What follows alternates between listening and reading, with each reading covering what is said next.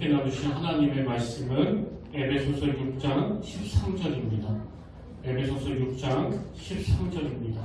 신약 316페이지에 있습니다. 에베소서 6장 13절 한 절입니다.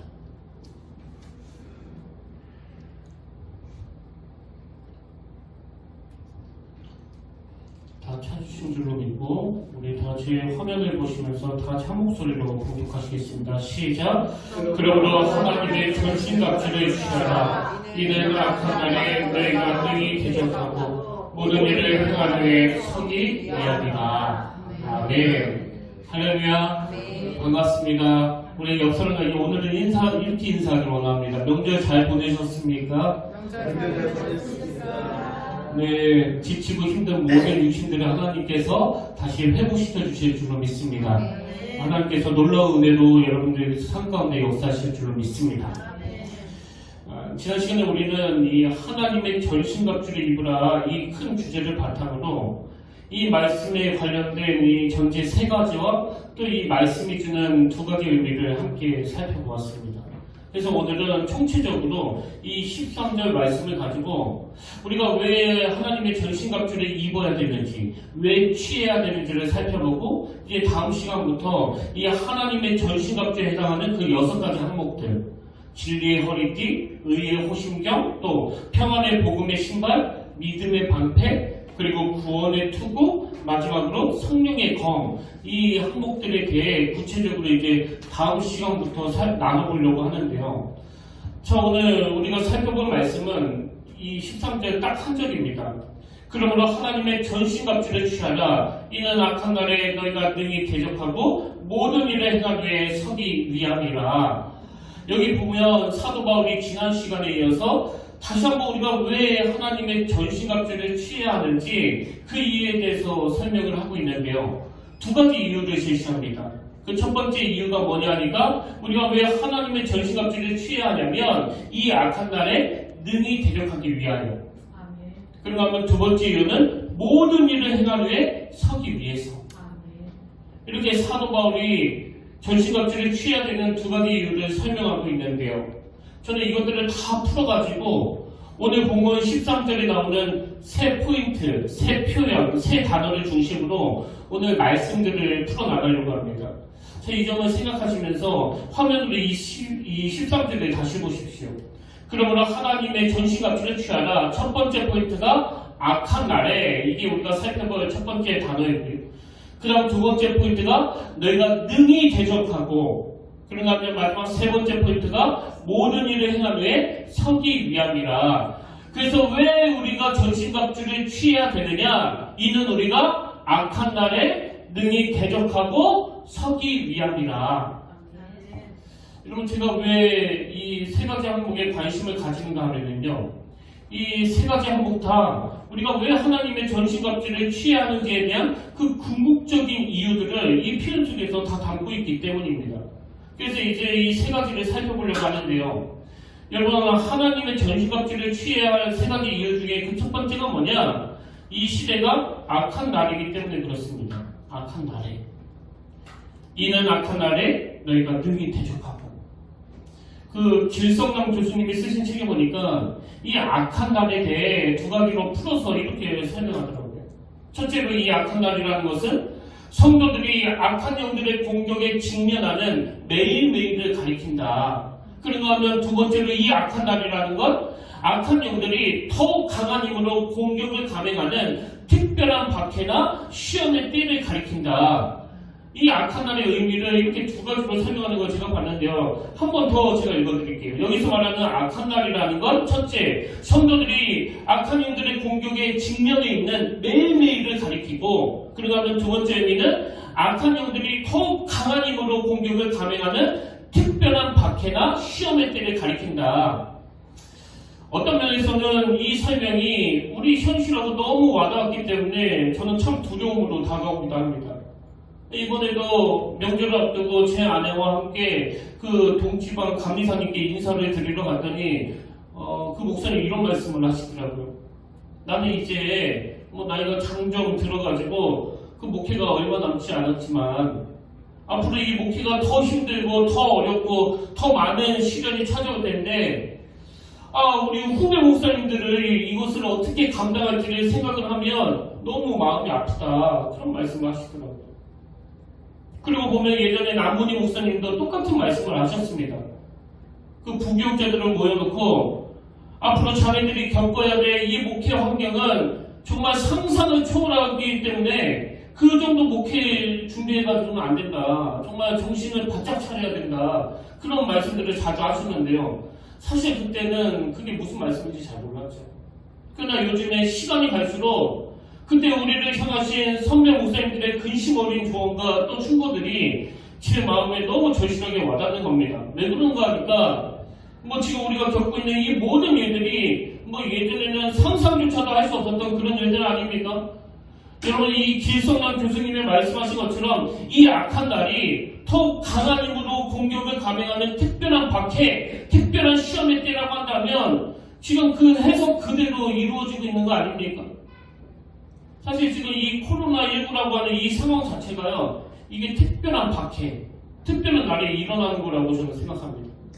지금 교회들마다 모여서 교제할 수도 없고 교회 문을 굳게 걸어 잠근 상태에서 이 예배가 드려지게 될 줄 우리가 상상이나 했겠습니까? 이게 오늘 본문에서 말하는 악한 날에 여기에 속한다고 저는 생각합니다.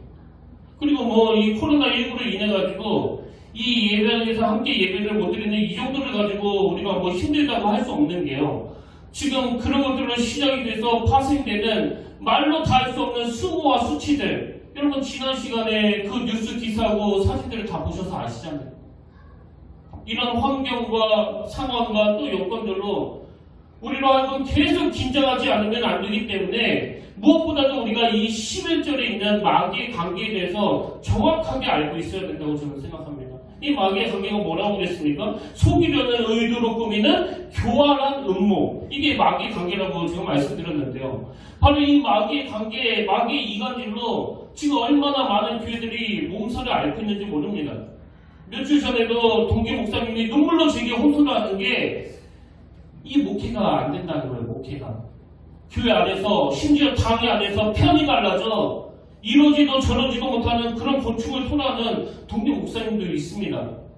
지금 너무나 이 교활한 음모로 말미암아 그 마귀의 관계가 지금 한국 교회를 뒤덮고 있고요. 또 교회만이 그런 거 아닙니다. 지금 수많은 예수 믿는 가정들이 이 자녀하고의 갈등 때문에 눈물로 기도를 부탁하시는 어머니들이 한두 분이 아니세요. 목사님, 내가 배 아파 낳은 내 자식인데 그 껍데기만 나를 닮는 것 같고 지금 한 집에서 살면서 다 같이 먹고 자고 하고 있는데 그 마음은 천길 만길 다 다릅니다. 말이 통하지 않습니다. 대화가 안 됩니다. 저는 이렇게 절박하게 호소하는 부모님들을 눈물 나게 만드는 이런 일들이 다 마귀의 관계, 그 속이려는 의도로 꾸미는 그 교활한 공격이라는 거 아닙니까? 또 그런가 하면 동성애 문제. 이게 제가 신학교 다닐 때만 해도요, 이 문제가 그렇게 큰 이슈가 될 줄은 이거 다 미국 이야기지, 이거 다 유럽 이야기지. 근데 이 문제도 이래가지고 그 차별금지법이 만들어지고 심지어는 이 법을 놓고도 교회 안에서 찬반이 나눠지고 마음이 달라지고 의견이 달라지고 이런 마귀의 관계가 있을 줄은 꿈에도 몰랐습니다. 그런가 하면 이 동성애 문제도 심각한 문제지만 오늘 현실적으로 이 이성 간의 성적인 타락, 그래서 지금 이 뿌리가 흔들리는 가정들이 너무 많은 현실 아닙니까? 이 모든 것들이 지금 13절에 나오는 이 악한 날에 이 한마디 표현 안에 다 함축되어 있다고 한다면 오늘 그래도 예수 잘 믿으려는 사람일수록 이 악한 날의 무게감이 더 큰 거예요. 지난 시간에 말씀드렸잖아요. 예수 안 믿는 사람, 그리고 예수를 믿어도 그 중심에 성령님에 대한 갈망도 없고 그 성령님을 근심하게 하는 이런 일들을 아무렇지도 않게 하는 사람들은 갈등이 없습니다. 그냥 세상 흘러가는 대로 따라만 가면 되는데 그 자녀와의 갈등이 뭐가 있겠습니까? 그 부모 생각과 그 자녀 생각이 똑같이 이 세상 가치관에 젖어 있는데 그 무슨 갈등이 생기겠냐고요. 그런 가정에서는요, 자녀와의 갈등이 없습니다. 그런 의미에서 저는 오늘 무엇보다도 참 말씀 앞에 서시는 여러분들 위로해드리고 싶은데요. 여러분 정말 세상 살기가 힘드세요? 가정에서 갈등이 많으십니까? 자녀와의 충돌 때문에 잠을 이루지 못하는 아픔을 느끼는 분 계세요? 그게 여러분이 주님 앞에서 예수 잘 믿기 위해 애쓰신다는 몸부림으로 우리 주님은 받으실 줄로 믿습니다. 그래서 낙심하지 마시고요. 지치지 마시고요. 그런가 하면 하나님의 전신갑주를 덧입어서 홀로 싸우는 싸움이 아니라 주님과 더불어 싸워 나가시는, 그래서 시간이 지나놓고 보면은 지금 모든 아픔과 갈등들이 주님 앞에서 내가 얼마나 주님을 사랑했는지 아시지 않습니까? 그렇게 고백할 수 있는 귀한 재료가 될 줄로 믿습니다. 이게 악한 날에라는 표현 속에 담긴 의미고요. 그런가 하면 두 번째로 우리가 하나님의 전신갑주를 취해야 되는 이유는 능히 대적하고, 13절을 다시 보십시오. 그러므로 하나님의 전신갑주를 취하라. 이는 악한 날에 너희가 능히 대적하고. 제가 앞에서 이 악한 날이란 성도들이 악한 영들의 공격에 직면하는 매일매일을 가리키고, 그런가 하면 그 악한 영들이 더욱 강한 힘으로 공격을 감행하는 특별한 박해나 시험의 때를 가리킨다고 말씀드렸는데요.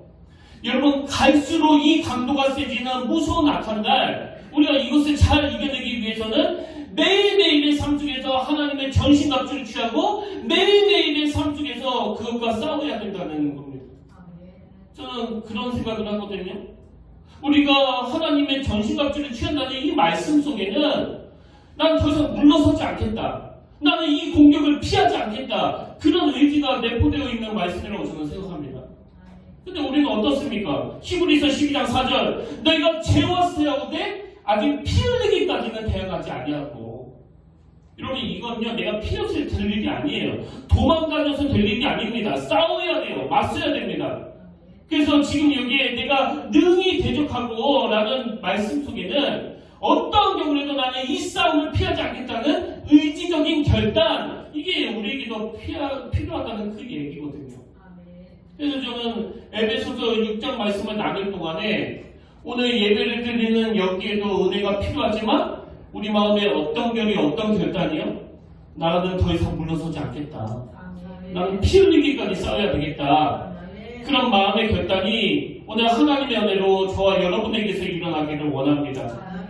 근데 여러분, 우리에게 이런 결단이 왜 필요한지 아십니까? 자, 먼저 지난 시간에 살펴본 에베소서 6장 11절을 세 번역으로 한번 보십시오. 악마의 관계를 맞설 수 있도록 하나님이 주시는 온몸을 덮는 갑옷을 입으십시오. 왜 그래야 되는가 하니까, 왜 이런 결단이 필요하냐 하니까 야고보서 4장 7절, 그런즉 너희는 하나님께 복종할지어다. 마귀를 대적하라. 마귀를 대적하라. 그리하면 너희를 피하리라. 여러분, 이 말씀 잊으시면 안 됩니다. 마귀를 대적하라. 그리하면 너희를 피하리라. 요즘에 그 TV에서 그 개 훈련시키는 조련사들의 활약을 종종 보게 되는데요. 제가 가끔씩 그런 프로를 보면서 참 흥미진진하게, 그렇게 그냥 죽일 듯이 달려들던 그 사나운 불독 같은 그런 개들이 나중에는 뭐 굉장히 온순해지는 그런 신기한 장면들을 가끔씩 그 조련사들의 훈련들을 통해서 볼 수가 있는데, 그 중에서 저는 제일 인상적인 게, 이제 조련사가 그 사나운 개를 조련하는 과정에서 뭐 어떨 때는 막 달려들어가지고 물려주기도 하고 또 다치기도 하는데요. 근데도 그 조련사는 끝까지 물러서지 않는 모습을 보여주더라고요. 그리고 어떤 경우에도 물러서지 않을 뿐더러 뒤돌아서 가야 할 때도 그냥 어깨를 돌려서 가는 게 아니라 맞서고 있는 상태에서 물러서는 겁니다. 저는 이게 영적으로도 같은 원리라고 생각해요. 마귀하고 개하고 공통점이 있습니다. 그건 비열하다는 거예요. 비열하다는 거예요. 강한 자 앞에서는 힘을 못 써요. 그리고 무서워 뒤를 돌면 뒤꿈치를 무는, 그게 마귀하고 개의 같은 속성이고 또 특징이에요. 그렇기 때문에 우리가 에베소서 6장 말씀을 함께 나누면서 이 하나님의 전신갑주로 덧입겠다고 결단하는 것은, 나는 물러서지 않겠다, 나는 맞서겠다, 어떤 경우라도 내가 뒤꿈치를 보이지 않겠다, 그런 각오가 내포되어 있다는 사실이에요. 그렇게 우리가 주님의 이름으로 더 이상 물러서지 않겠다라고 선포하고 그 주님과 함께 더불어 싸움에 임한다면 바로 마귀는 너희를 피하리라. 이번 한 주간 동안 이 말씀이 머리로 체득이 되고 가슴으로 내려와 우리 삶 속에서 어떻게 마귀가 피하는가를 맛보고 경험하는 그런 한 주간이 되시기를 주님의 이름으로 축복합니다. 근데 여러분, 여기서 우리가 한 가지 꼭 기억해야 할 게 있는데요. 제가 늘 강조하지만 우리의 싸움의 상대, 영적인 상대 이 마귀는 절대 만만한 존재가 아니라는 사실이에요. 사도 바울이 12절에서 우리의 씨름은 혈과 육을 상대하는 것이 아니요 통치자들과 권세들과 이 어둠의 세상 주관자들과 하늘에 있는 악의 영들을 상대함이라. 사도 바울이 이렇게 길게 풀어서 기록했지만 사실 이게 전부 다 하늘에 있는 악의 영들을 상대함이라 여기에 포함되어 있는 내용들 아닙니까? 근데 왜 이렇게 풀어서 기록해 놨을까요? 그렇게 교활한 음모로 공격하는 이 마귀의 관계가 딱 한 곳으로만 오는 게 아니라는 거거든요. 막 여기저기에서 사람 간의 갈등을 통해서 그 이간질을 통해서 공격하는 게 이 마귀의 관계이고, 그리고 또 마귀는 강력한 능력을 가진 영적 존재이기 때문에 절대 우리 힘으로 감당할 수 없습니다. 그렇기 때문에 저는 저와 여러분에게 이 두 가지 균형이 꼭 있어야 된다고 생각하는데요. 그 첫 번째 균형이 뭐냐? 제가 앞에서 언급해드렸듯이 먼저 우리에게 그 담대한 결의가 있어야 된다는 사실이에요. 하나님이 우리 가정에, 우리 교회에 그 영적인 장교로 세워주셨는데 그 쫄다구 같은 정신으로, 그 이등병 같은 정신으로 살아서야 되겠습니까? 나는 절대 물러서지 않겠다, 피하지 않겠다, 그 개 훈련시키는 조련사와 같이 물릴지 물리더라도 뭐 언젠가는 보니까 그 개한테 물려가지고 뭐 병원도 가고 그렇지만 다시 치료하고 와서 그 자세를 취하는 것처럼 우리가 영적으로 담대하게 싸워야겠다는 이 결이, 이 한 균형이 필요하고요. 그리고 하면 우리가 이 마귀하고의 싸움에서 승리하기 위한 그 두 번째 균형이 뭐냐? 이 싸움은 나 혼자서는 절대 이길 수 없는 싸움이라는 것을 인식하면서 그분과 함께 싸우는 법, 그분과 더불어 싸우는 법. 그래서 늘 우리가 은혜를 구해야 된다는 사실이에요. 여러분도 아시다시피 그 종교개혁이라는 그 대단한 업적을 남긴 인물이 바로 마틴 루터 아닙니까? 제가 알기로는 이 마틴 루터가 그 기나긴 영적인 싸움 가운데 너무나 지치고 고나고 말로 다 할 수 없이 힘든 상태에 있을 때 그 영감을 얻어서 이 찬송가 585장을 썼다고 알고 있거든요. 내 주는 강한 성이요 방패와 병기 되시니 큰 환난에서 우리를 구하여 내시리로다.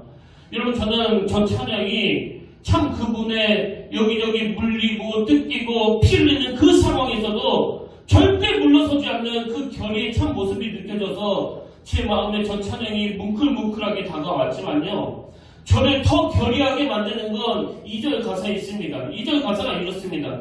내 힘만 의지할 때는 피할 수밖에 없도다. 내 힘만 의지할 때는 피할 수밖에 없도다. 힘 있는 장수 나와서 나를 대신하여 싸우라. 이 장수 누군가? 주 예수 그리스도. 이 장수 누군가? 주 예수 그리스도. 만군의 주로다. 당할 자 누구냐? 반드시 이기리로다. 예, 굉장히 빠른 템포로 막 으쌰으쌰 하면서 이게 부르는 찬양이지만요, 저는 이 말씀을 한 주간 묵상하면서 자꾸 눈물이 나는 거예요. 왜? 이 찬양은 그냥 책상머리에 앉아서 이론으로 쓴 가사가 아니거든요. 내 힘만 의지할 때는 피할 수밖에 없더라. 그 상상을 초월하는 거대 집단을 상대로, 너무나 무서운 악한 영들을 상대로 막 마틴 루터가 지칠 대로 지쳐 이 싸움은 절대 이길 수 없어, 이 패할 수 없는 그런 절망적인 상황이 찾아올 때마다 마틴 루터가 정말 절규하면서 부르짖던 고백이, 저는 이 찬양 가사에 그대로 녹아있다고 생각합니다. 내 힘만 의지할 때는 피할 수밖에 없도다. 힘 있는 장수 나와서 나를 대신해서 싸우네. 이 장수 누군가? 주 예수 그리스도. 만군의 주로다. 당할 자 누구랴? 반드시 이기리로다. 피할 수밖에 없도다라는 그 나약함으로 시작해서 반드시 이기리로다라는 이 확신으로 끝나는 게 바로 이 찬양이에요. 오늘 이 영적 싸움에 모두가 지치고 모두가 두렵고 피할 수밖에 없는 그런 마음의 근심이 찾아오는 것이 지금 현실이기 때문에 여러분 이 예배 시간에 날 대신해서 싸우시는 큰 장수 되시는 예수 그리스도 그분을 의지하면서 무엇보다 그분으로 인하여 영적 싸움에서 승리하시는 저와 여러분의 인생이 되시기를 바랍니다. 그런가 하면 마지막으로 우리가 하나님의 전신갑주를 취해야 할 이유는요, 서기 위함이라. 13절을 우리 다 같이 한 목소리 읽겠습니다. 시작. 제가 13절입니다. 우리 본문 13절 한번 다시 읽어볼까요? 그러므로 하나님의 전신갑주를 이루라. 이는 악한 날에 너희가 능히 대적하고 모든 일을 행한 후에 서기 위함이라. 여러분 앞에 나오는 그 두 번째 항목이요. 능히 대적하고 이게 내가 마귀의 공격을 피하지 않겠다라는 그런 각오와 결단이 내포된 말씀이라면요. 그것만 가지고는 안 됩니다. 여기 나와 있는 모든 일을 행한 후에 서기 위함이라 할 때 이 모든 일을 행한 후에 이 말씀의 의미가 뭐냐면 모든 준비가 갖춰져 있다는 뜻이에요. 그래서 이제 어떤 공격에도 나는 맞설 준비가 되어 있다. 나는 하나님의 전신갑주로 무장이 되어 있다. 이 차이를 아시겠습니까? 우리가 왜 전신갑주를 취해야 되느냐고요? 전신갑주는 우리로 하여금 능히 대적할 각오를 가져다 줄 뿐만 아니라 더 결정적인 이유, 모든 일을 행한 후에 서기 위함이에요. 이기기 위함이에요. 승리하기 위한 준비를 갖추기 위함입니다. 이 싸움은 혼자는 안 됩니다. 절대 이길 수 없습니다. 피할 수밖에 없어요. 그래서 하나님의 전신갑주를 취해야 된다는 그 말씀이에요. 사실 그 바울 서신을 보면은요, 이 서라 혹은 국계서라 이런 권면이 굉장히 많이 나온 걸 알 수가 있는데요. 제가 그 몇 구절만 인용해 드릴게요. 갈라디아서 5장 1절. 그리스도께서 우리를 자유롭게 하려고 자유를 주셨으니 그러므로 굳건하게 서서 다시는 종의 무게를 내지 말라. 비굴해지지 않으려면, 나약해지지 않으려면 굳게 서야 돼요. 말씀 앞에, 또 성령의 은혜 앞에, 또 십자가 앞에. 그런가 하면 빌립보서 4장 1절. 그러므로 나의 사랑하고 사모하는 형제들, 나의 기쁨이여 멸류관을 사랑하는 자들이 이와 같이 주 안에서 서라. 참 사랑하고 우리 지체들에게 권할 수 있는 너무나 아름다운 그 권면 아닙니까? 주 안에서 서라. 또 데살로니가전서 2장 15절. 그러면 형제들아 굳건하게 서서, 또 고린도전서 16장 13절. 깨어 믿음에 굳게 서서 남자답게 강건하라. 사실 이 사도 바울의 계속되는 권면, 서라, 굳게 서라 이 권면 속에는요, 오늘 우리가 다 아는 이 세 가지 항목에 다 담겨져 있습니다. 악한 날에 능히 대적하고 서기 위함이라. 그 존 메가더 목사님이 쓰신 굳게 서라라는 책에 보면은요, 참 마음에 오래 여운이 남는 그 본인이 직접 경험하신 이야기 하나를 거기에서 담고 있는데요. 하루는 이 존 메가더 목사님에게 어떤 분이 찾아온 겁니다. 그리고는 이런 말을 하는 거예요. 당신의 아버지가 잭 메가더입니까?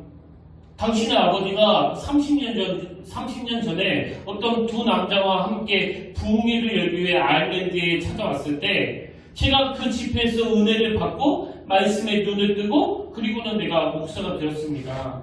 그러면서 이 사람이 아들 존 메가더 목사님에게 뭘 물어보냐 하면은 그 아버님은 여전히 말씀에 충실하시겠지요?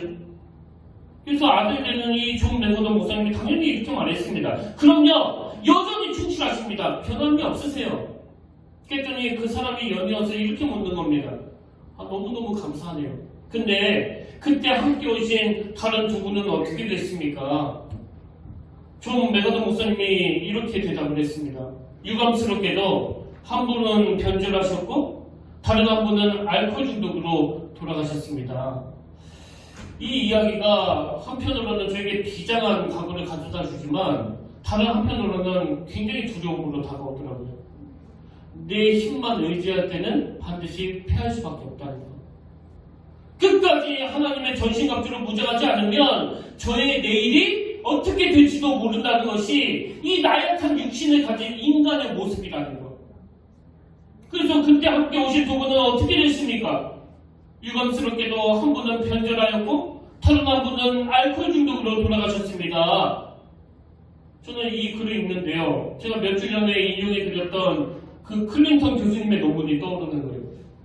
이제 그 클린턴 교수님이 지난 20년 동안에 현역 때 그렇게 훌륭하게 활동하던 지도자 1,500명을 대상으로 조사를 해보니까 그렇게 훌륭하게 활동했던 지도자들 중에서 무려 70%가 마지막 모습이 참 좋지 않은 모습으로, 참 초라한 모습으로 그렇게 마무리를 하고 맨 마지막까지 유종의 미로 번역할 수 있는 이 피니싱 웨이를 하는 사람은 30%밖에 되지 않더라.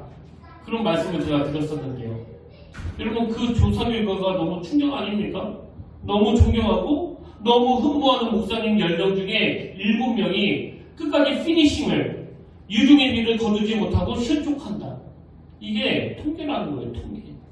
이게 바로 그때 아버님과 함께 왔던 두 분은 어떻게 됐습니까? 유감스럽게도 한 분은 변절하였고 다른 한 분은 알코올 중독으로 돌아가셨습니다. 이거는 너무 비슷한 거 아닙니까? 이것도 딱 33.3%예요. 오늘 이 본당에 여러분이 앉아 계시는데요.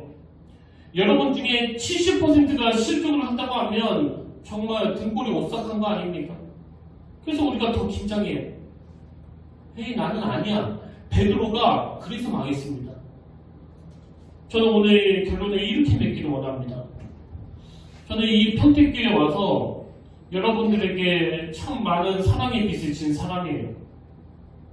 여러분이 도와주시지 않으셨다면 우리 평택교회가 어떻게 이 자리까지 왔겠으며 또 어떻게 이 은혜를 누릴 수 있었겠습니까? 저는 여러분들에게 말로 다 할 수 없는 사랑을 받았고 또 그 사랑의 빚을 지고 있기 때문에 저는 아침마다 하나님께 은혜를 구합니다. 여러분 모두가 이 피니싱 웨이를 할 수 있도록 하나님, 단 30%만이 피니싱 웨이, 그 유종의 미를 거둔다는 통계가 있다고 한다면 오늘 성령님이 입혀주시는 갑옷, 기도 오는 게 입혀주시는 그 갑옷, 오늘 본문으로 말하면 정말 하나님의 전신갑주로 무장을 해서 이 교회에 속한 모든 성도님들이 그 30% 안에 다 들어가기를 원합니다. 그 30% 안에 들어가도록 주의 은혜를 주시옵소서. 이제 다음 주부터 우리가 이 하나님의 전신갑주에 대한 그 구체적인 항목들을 함께 살펴보게 될 텐데요. 이 말씀을 나누는 내내 저는 정말 두렵고 떨리는 마음으로 여러분들을 위해서 기도를 할 겁니다. 그리고 여러분들은 제가 끝까지 흔들리지 않고 그 유종의 미를 거둘 수 있도록 함께 기도해 주시길 바랍니다. 그래서 우리 모두가 다 이 땅에서의 삶이 마감하는 그날 참 하나님 앞에서 승리의 노래를 부르는 그런 믿음의 자녀들이 되시기를 주님의 이름으로 간절히 축복합니다. 저 오늘 결단 찬양으로 우리 앞에서 불렀던 찬양입니다. 찬송가 585장 내 주는 강한 성유. 여러분, 마틴 루터가 가지고 있었던 그 두려움의 무게까지는 아니더라도 오늘 평택교회 담임 목사로, 또 장로로, 또 권사로, 또 집사로, 또 성도로, 그리고 각 가정의 지도자들이 지금 두려움에 빠져있는 게 사실이에요. 그러나 낙심하여 그 낙오된 70%에 들어가는 지도자가 아니라 마틴 루터처럼 우리 힘으로는 패할 수밖에 없는 이 싸움이기 때문에 이길 수밖에 없는 장수 예수 그리스도를 의지하기를 원합니다. 우리 비장한 각오로 이 찬양을 한번 부르보기 원합니다.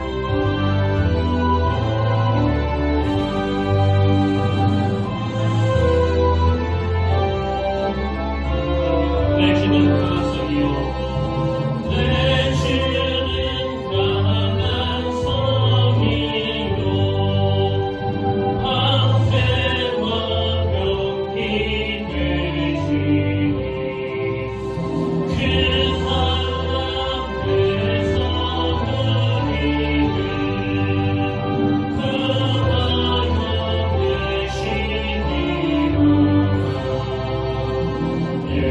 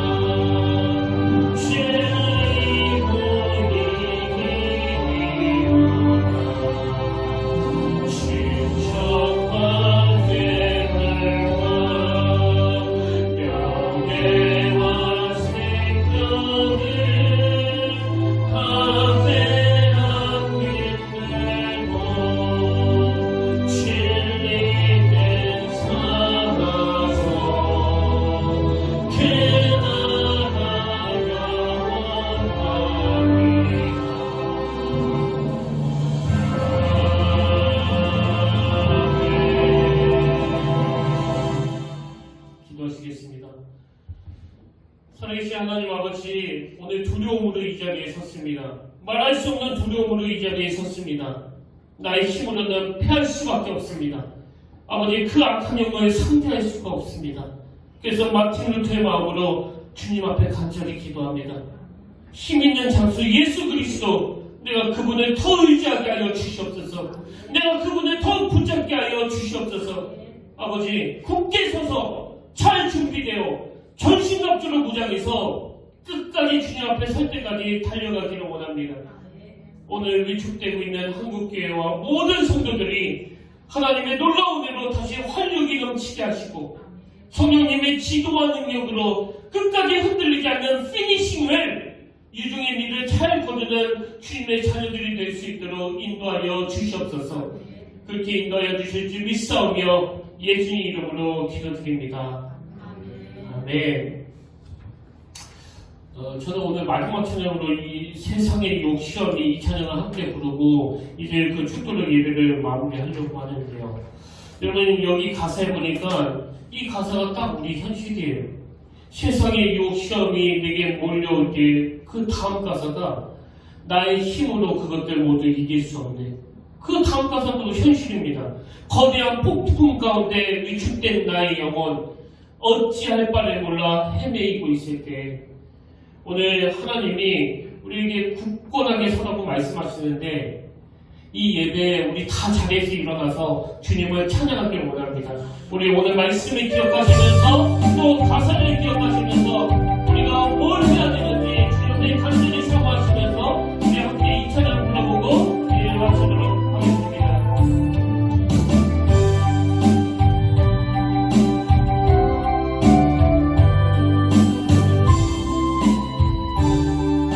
우리 이렇게 찬양합니다. 세상의 욕심이, 세상의 욕심이 내게 몰려올 때에 나의 힘으로 되는데 모든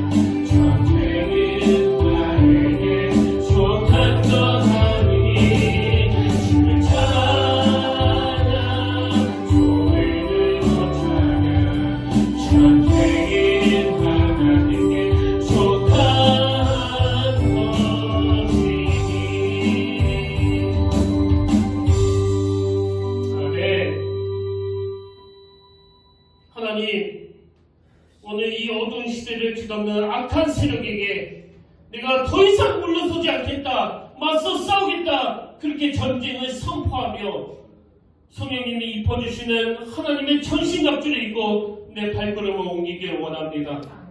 아버지, 그 발걸음이 때는 곳곳마다 승리의 탄성이 들려지도록 주여 역사하여 주시옵소서.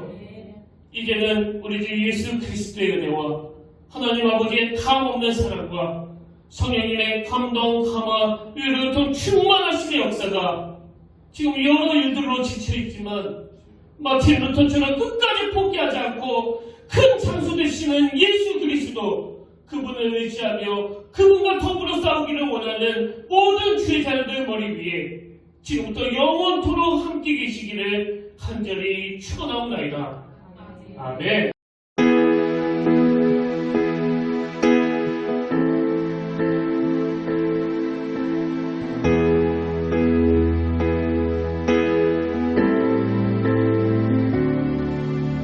나의 가는 길 주님 인도하시네.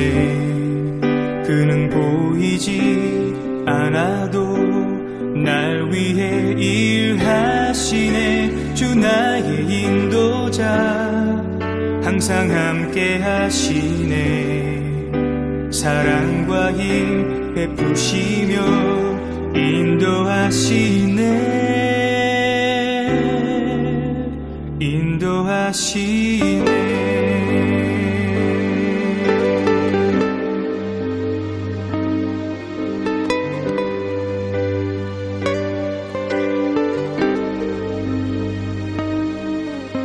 나의 가는 길 주님 인도하시네. 그는 보이지 않아도 날 위해 일하시네. 주 나의 인도자 항상 함께 하시네. 사랑과 힘 베푸시며 인도하시네. 인도하시네. 광야의 길을 만드시고 날 인도해. 사막의 강 만드신 것 보라. 하늘과 땅 변해도 주의 말씀 영원히 내 삶 속에 새 일을 행하리.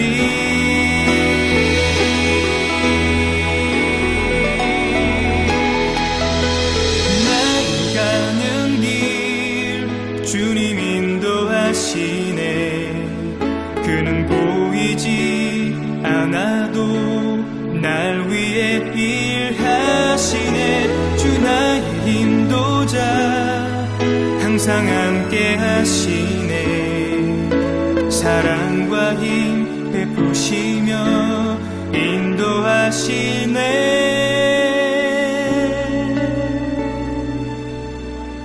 인도하시네.